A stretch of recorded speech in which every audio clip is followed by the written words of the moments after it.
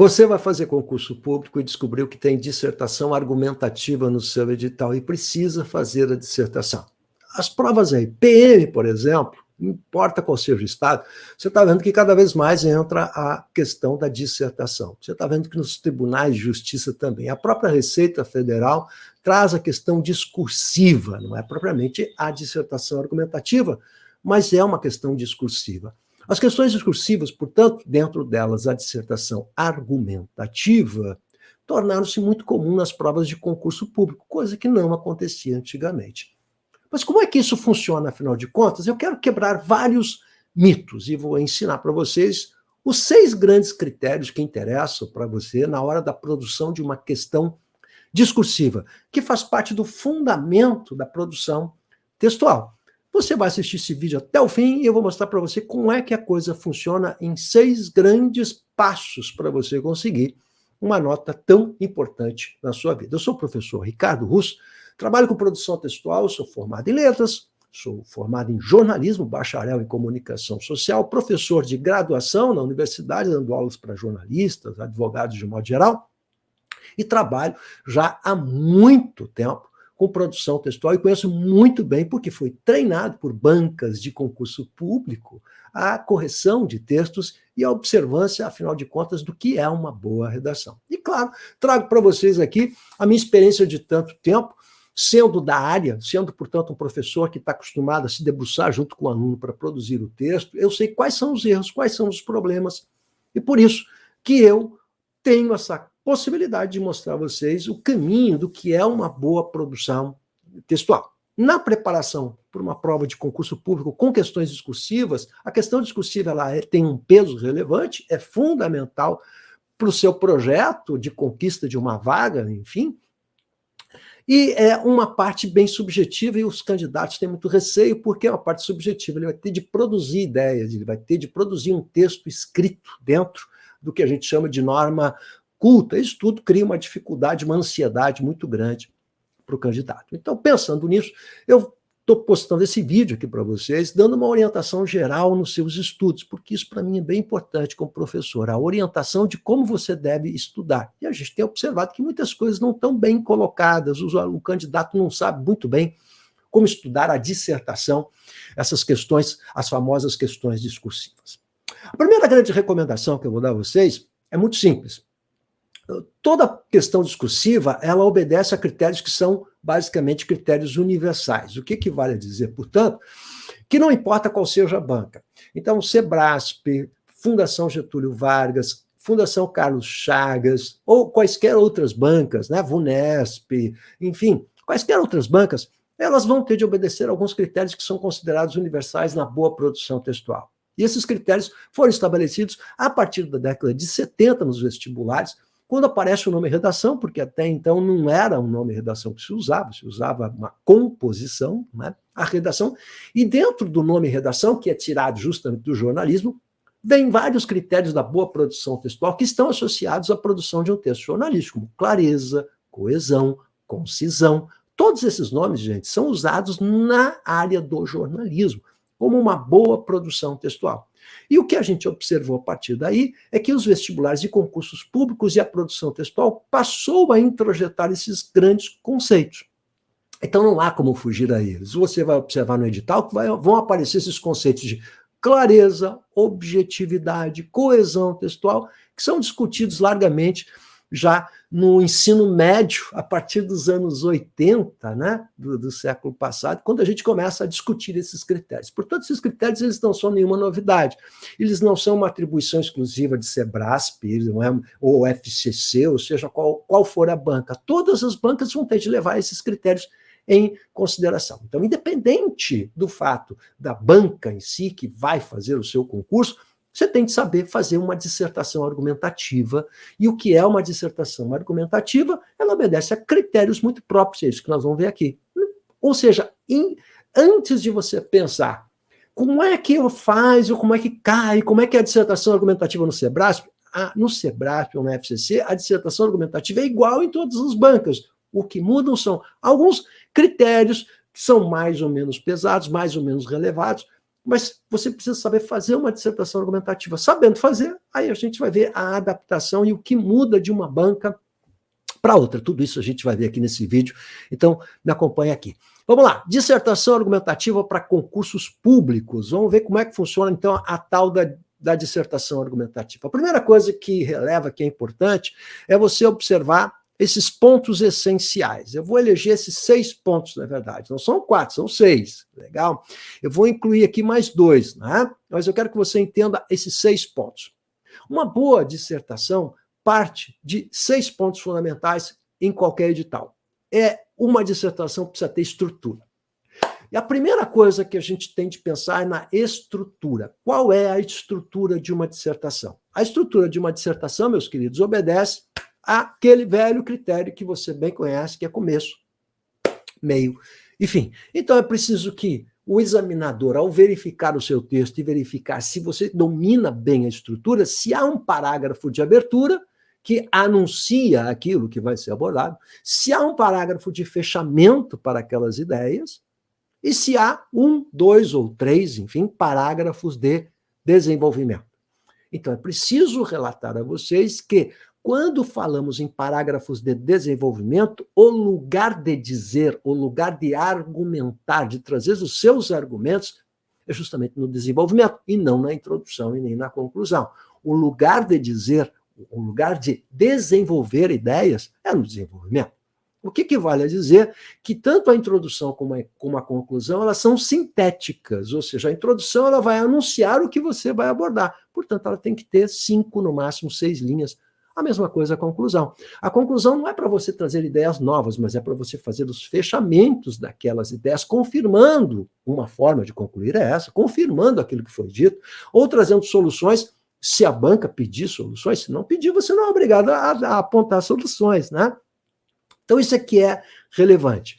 Ora, gente, toda dissertação argumentativa vai obedecer essa lógica. Então, você vai me dizer, mas, prof, então é parecido com a redação do Enem? A redação do Enem está contaminando o mundo, né? Dada a sua popularidade, legal? Mas olha só, a dissertação do Enem é uma dissertação argumentativa, portanto, está dentro desses critérios aqui. Ela possui algumas peculiaridades, por exemplo, é preciso que sempre se faça uma intervenção. Então, na proposta de redação, se pede uma intervenção. Ora, se a proposta pede para você fazer uma intervenção, você é obrigado a fazer, ou seja, nós temos de interpretar a proposta e saber o que está sendo proposto ali. Isso é uma questão de interpretação de textos. Mas todo texto começa com essa estrutura, ou seja, é o esqueleto que leva o corpo em pé.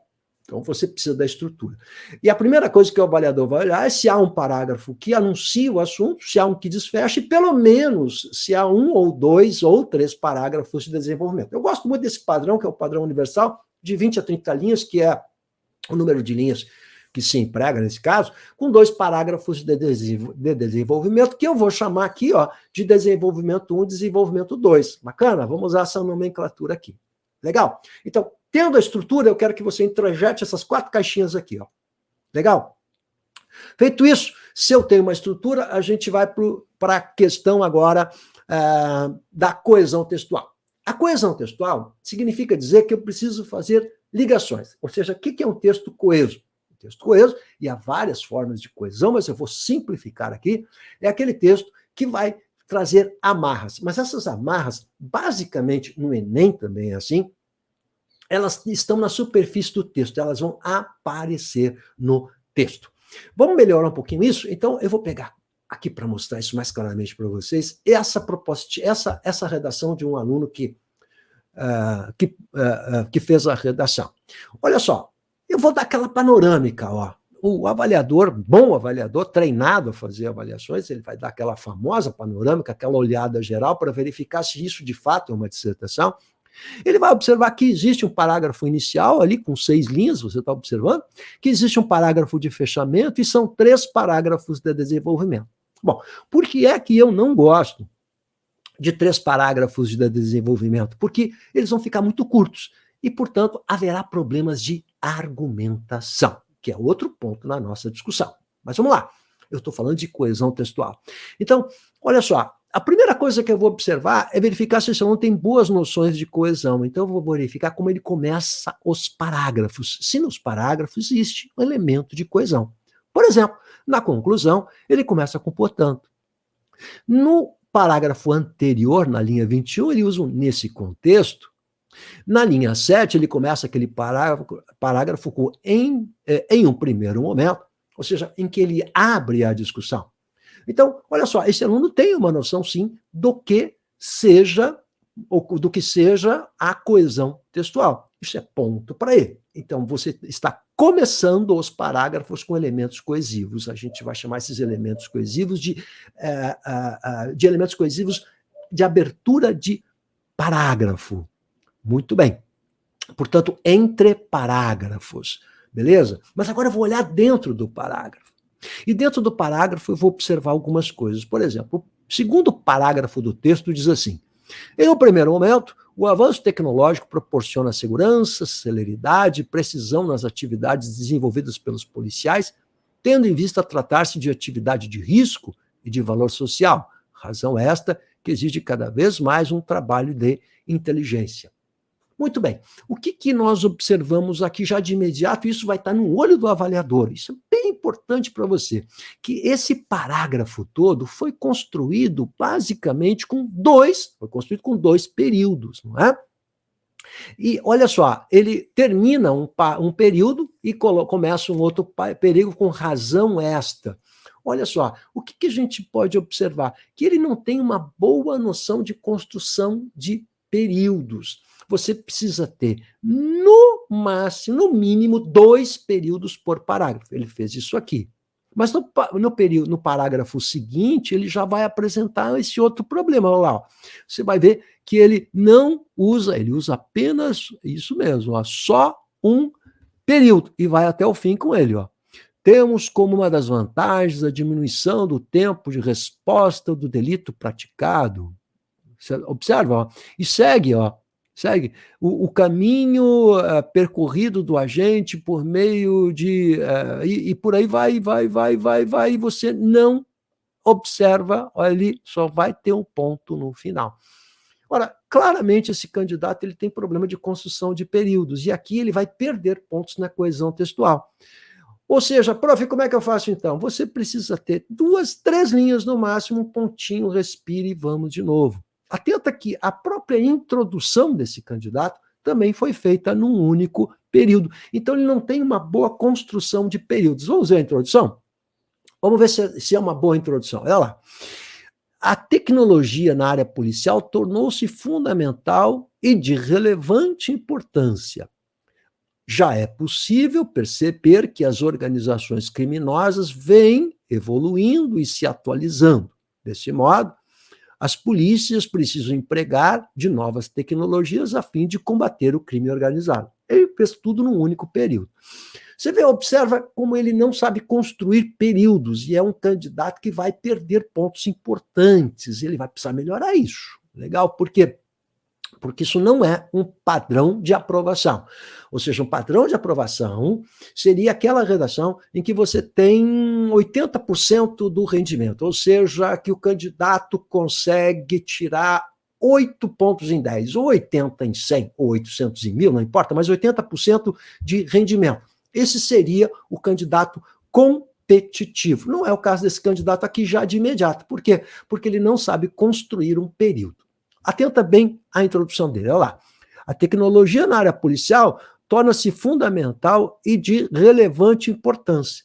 Você observa que agora ele tem uma pausa e aí deveria ser um ponto, ou seja, ele junta, fazendo o que nós chamamos de uma justaposição, junta ideias que deveriam estar em períodos separados. Ora, esse é um problema clássico do aluno mediano, 7 em 10 e não 8 em 10. Então, aqui já apresenta um problema sério. Ele não consegue construir o período. Isso, de fato, vai atrapalhar bastante o resultado que ele objetiva aqui na sua produção textual. Outro fato também importante é que ele vai perder pontos em função disso na coesão. Ele não vai conseguir a nota máxima na coesão porque ele não consegue construir períodos. mesmo que ele use aqueles elementos que a gente acabou de ver entre parágrafos. Então, ele cumpriu parte da coesão, mas não tudo que nos interessava na coesão textual. Então, é um aluno menos competitivo do que poderia ser. Com alguns ajustes, é um candidato que conseguiria, sim, um grau de competição maior. Então, essa questão da coesão textual, são elementos coesivos ligando períodos e ligando parágrafos. Vimos que ele ligou parágrafos, mas os períodos não estão ligados, porque ele não sabe formatar o período. Terceiro item, a gramática. Sim, por exemplo, esse candidato, quando ele tem dificuldades e apresenta dificuldades severas na hora de construir o período, já de imediato ele está mandando uma mensagem para o avaliador, que ele não é aquele candidato mega competitivo. O candidato 9 em 10 pontos, né? Ele está na turma mais de baixo, não é? Ele é um aluno mediano, de 7 a 8 pontos.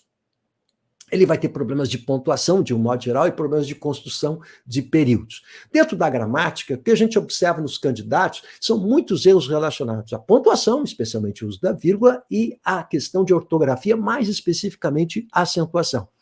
Então, o que a gente tem que fazer um acordo informal aqui. O aluno competitivo é aquele aluno que tem 5, 6, no máximo 6 desvios gramaticais. Mais do que isso, ele já não é competitivo.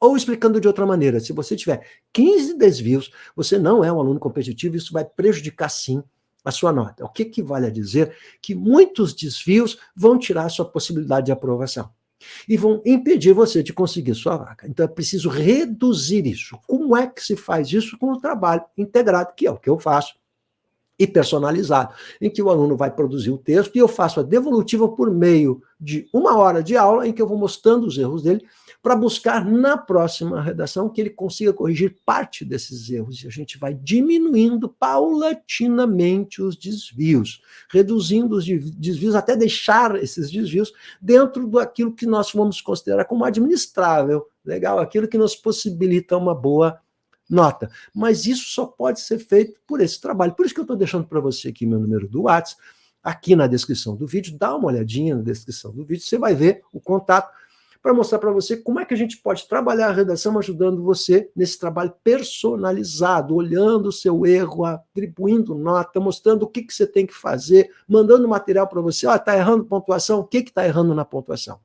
Beleza? Bom, quarto, a gente vai falar em norma culta, que está dentro da gramática. O que se entende como norma culta? Então, todo edital vai falar gramática, norma culta, vai especificar os itens da gramática, regência, concordância. Isso tudo é conversa mole, porque a gente sabe o que é norma culta e o que é gramática. A norma culta é você escrever dentro do padrão culto da língua. O que não significa dizer, e aí está o equívoco do candidato muitas vezes, que é escrever de maneira difícil. Você vai observar nesse candidato que eu estou mostrando para vocês, que ele não usa nenhuma palavra complexa, o vocabulário não é um problema dele, né? O problema dele é pontuação. Então, ele está dentro da norma culta, não há necessidade de colocar palavras difíceis, por exemplo. Então, muita gente confunde norma culta achando que tem de escrever de maneira difícil. Não, a simplicidade é um bom negócio. Não tenha dúvida em relação a isso. Legal? Argumentação.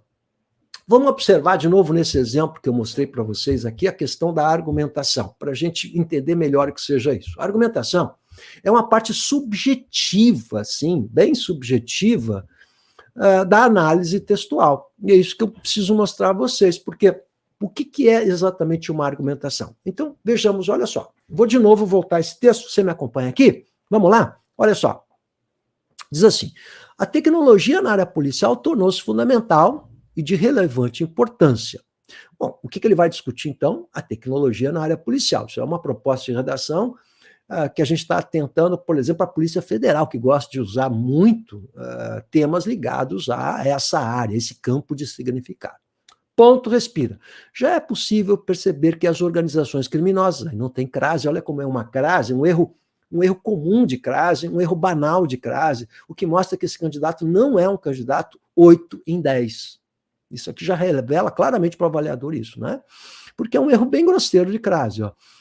É possível perceber que as organizações criminosas faltou o acentinho aí no vem, que é outro erro comum do aluno mediano, não do aluno 8, mas do aluno 7, vem evoluindo e se atualizando. Ponto, vamos de novo, novo período, desse modo, vírgula, as polícias precisam empregar as novas tecnologias a fim de combater o crime organizado. Bom, olha como isso realmente é uma introdução, porque está anunciando o que vai ser abordado. Então, o que é que vai ser abordado? Vamos lá. Tecnologia na área policial, a atualização, né, o combate ao crime, a atualização da polícia e essas novas tecnologias para combater o crime organizado. É o que está anunciado aqui. Se isso está anunciado na introdução, isso tem de ser desenvolvido. Vamos para o primeiro parágrafo de desenvolvimento. Em um primeiro momento, o avanço tecnológico proporciona segurança, celeridade e precisão nas atividades desenvolvidas pelos policiais. Ele está fazendo uma afirmação, está dizendo que tem rapidez, que tem precisão nas atividades. Mas até agora ele apenas levantou a questão, ele não argumentou ainda, tendo em vista tratar-se de uma atividade de risco e de valor social. Razão esta que exige cada vez mais um trabalho de inteligência. Bom, então ele faz várias afirmações aqui. Observem, ele está dizendo que há um avanço na tecnologia, que a celeridade é importante, que essa atividade é de risco. Todas essas questões são expositivas, ele expõe essas questões, mas ele não argumenta. Ou seja, o que ele entende exatamente por um valor social? Ele não explica. E ele diz que o avanço tecnológico propicia celeridade, mas até agora ele não explicou. Então, várias questões são levantadas, mas não são explicadas. Isso vai punir esse candidato na parte da argumentação, porque é uma dissertação argumentativa e não expositiva. Daí a grande diferença. Então, ele fez até agora uma exposição. Vamos ver o que ele faz no parágrafo seguinte? Tendo como uma das vantagens da diminuição do tempo de resposta do delito praticado, aí vem a celeridade, ele está explicando,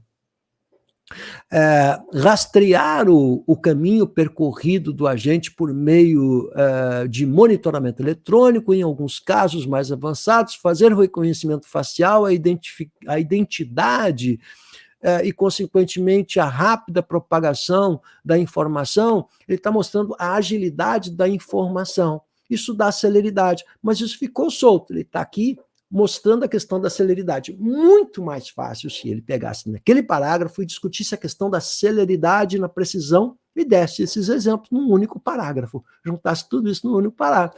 Então, ele está falando da celeridade. Mas o que ficou em aberto ainda, né? Que é uma atividade de risco e de valor social. Aqui ele não explica. Legal? Vamos para o terceiro parágrafo de desenvolvimento. Nesse contexto, toda a informação coletada através dos meios tecnológicos avançados fazem chegar ao reconhecimento e identificação do infrator. Sim, essa tecnologia permite que se chegue ao infrator, né? O desmantelamento de quadrilhas e bandos, etc, etc. Também não explica claramente como é que se dá isso, como essa tecnologia consegue essa identificação. Ficaram algumas lacunas aqui. Então, qual o problema? A falta de argumentação e a falta de organização de ideias. Muitas ideias soltas, sem um planejamento. Então, é uma redação que foi muito espontânea, mas não estava bem planejada.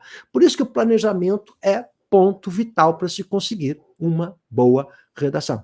Então, esta redação ela tem ideias, mas as ideias não estão organizadas e bem desenvolvidas. Isso vai prejudicar a argumentação desse candidato. Beleza? Bom, vamos lá, agora vamos pegar a outra parte, que é a última parte, quando a gente fala dos critérios, que eu mostrei aqui para vocês, ó, a argumentação, e faltou o sexto elemento aqui, que é o atendimento ao tema proposto. Né? Então, isso é universal também, ou seja, quando é proposta uma redação, quando é dada uma temática para que o aluno venha discutir, é necessário que ele fique dentro dessa temática, ou seja, que ele saiba exatamente o que está sendo discutido e o que foi pedido. Então, isso é uma questão de interpretação de textos. E aqui, só aqui, muitos candidatos já quebram a cara, né? Porque não sabem fazer isso, não foram treinados para isso. Então, vamos lá. Eu vou montar aqui uma propostinha para vocês dentro do estilo, aí sim, cada banca tem um estilo de propositura do tema. Legal? No caso aqui, Sebrasp, eles vão pontuar, vão dar 3 pontos. Ó. Isso facilita a leitura, porque o candidato sabe que esses 3 pontos precisam estar dentro do tema dele. Então, primeiro, ele tem de falar sobre a tecnologia na área policial e os avanços tecnológicos no crime organizado. Ele não abordou isso, porque ele não falou dos avanços tecnológicos do crime organizado. Segundo, as vantagens para as polícias no uso de novas tecnologias. O que é que traz de vantagem? Terceiro, a informação como elemento-chave no combate ao crime.